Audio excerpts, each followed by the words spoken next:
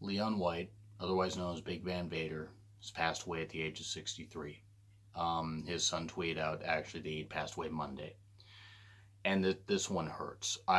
Just judging by Vader's timeline, I've been following Vader on Twitter for a couple of years. He knew that he didn't have that much time. He had a lot of health issues with his heart in particular.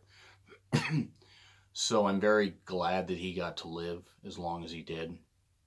I know that he was still wrestling, even like very recently, and that's great. It shows that he had true passion for it, and that's one thing I always appreciate about Vader was his passion.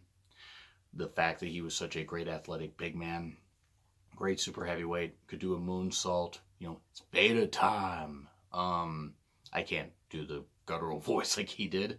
But that was one thing. That's one thing about his WWE run is it's time, it's Vader time.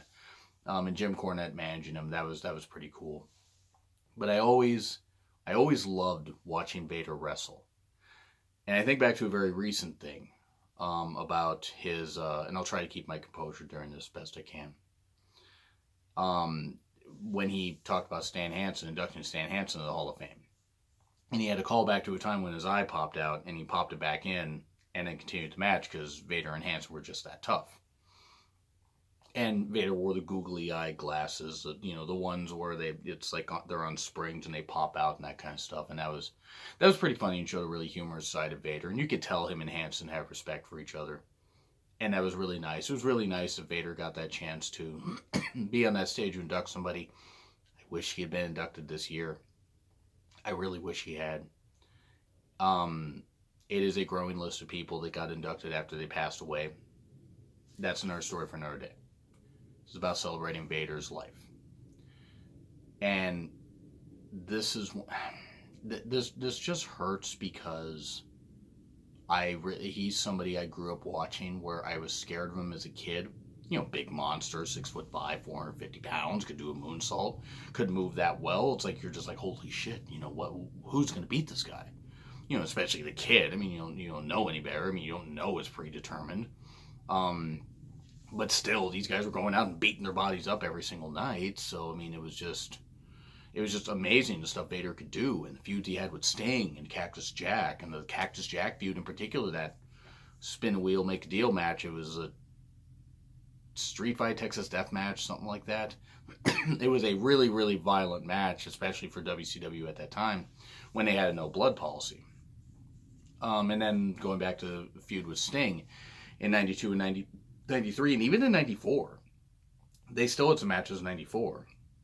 They always had really, really good David Goliath matches. And that was the one thing about Sting. I think maybe besides Flair, Sting's best matches came against Vader. Vader got a lot out of a lot of really good talents. Like, Vader was really good about that. He could be vulnerable to make his opponents look good, but also be dominant at the end. So he still kept his monster persona. And sometimes even in defeat, he still did. Because he would always give everything. And then sometimes the baby faces would win. But it didn't happen often. Not until later in his career. He wasn't always eating losses. And when he'd signed with WCW in 1990 and had some decent matches, feuds, and that kind of stuff. But his most memorable came in 92 when he beat Sting at Great American Bash in 1992. That was great. Lost the title to Ron Simmons a couple months later. Had a match with Nikita Koloff at Halloween Havoc 92. Faced off against Sting in the King of Cable finals. Weird tournament name. I don't know what the deal was, but one of my favorite matches of Sting and Vader's career. Great stuff.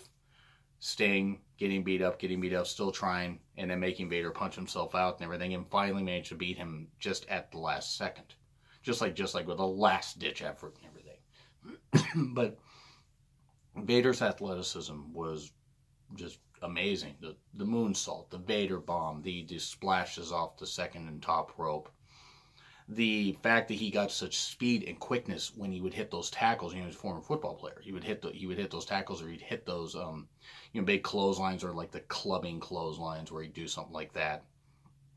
And just the way he could move which is always something I really admired and still admire to this day, don't get me wrong. And I will be watching some of his matches later. And there are some matches I would recommend you watch besides the Starrcade 1992 match, the Great American Bash 92 match that he had, White Castle Fear strap match that he had with Super Brawl 3 against Sting. He had some good matches in 93 also at some of the pay-per-views and even some of the Clash of Champions. His match with Flair at Starrcade 1993 is something that really sticks out in my mind.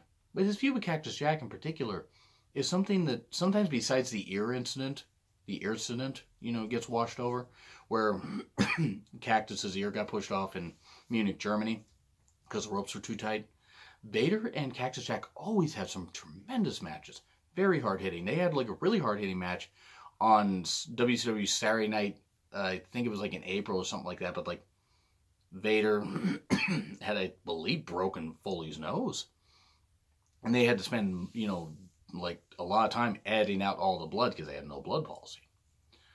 But that was a hard-hitting match, and it was just amazing to see, especially as a 12-year-old kid, just watching these two big men. I mean, Cactus was no slouch and no short guy. He was 6'3", 6'4", 280, so he was a big guy. But him and Vader just always had these like just great hard-hitting matches, and just like watching, like just amazed. And then Vader, of course, was WCW. Let me try that again. WCW champion in 92, 93. 93, he was champion for almost the whole year, I think, with the exception of a month or two or something like that. And that was a great run for him. He then, he then in 94, after losing to Flair and Starrcade 93, he would still have some good matches. He had a good match with Sting at Slamboree 94. Which was good stuff. I believe that was unifying. No, that wasn't unifying the title. That was when Rick Rude had gotten injured and Vader had substituted, and it was for the WCW International Heavyweight title, which I thought was pretty cool.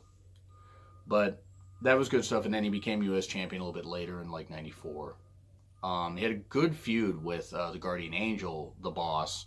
Well, the Guardian Angel, who's also known as Big Boss Man, Big Bubba Rogers. That's one I really liked, because those two, for big men, how they were able to move, great stuff that they were able to do. Great feuds that they had, with some various matches in there. Good hard hitting stuff. Then by 95, the whole thing with Hogan happened and that stuff, and Vader kind of got slid down the card, unfortunately, and jobbed out. He did make his WWE debut. In the Royal Rumble, 96 Rumble, actually one of my favorite Rumbles of all time.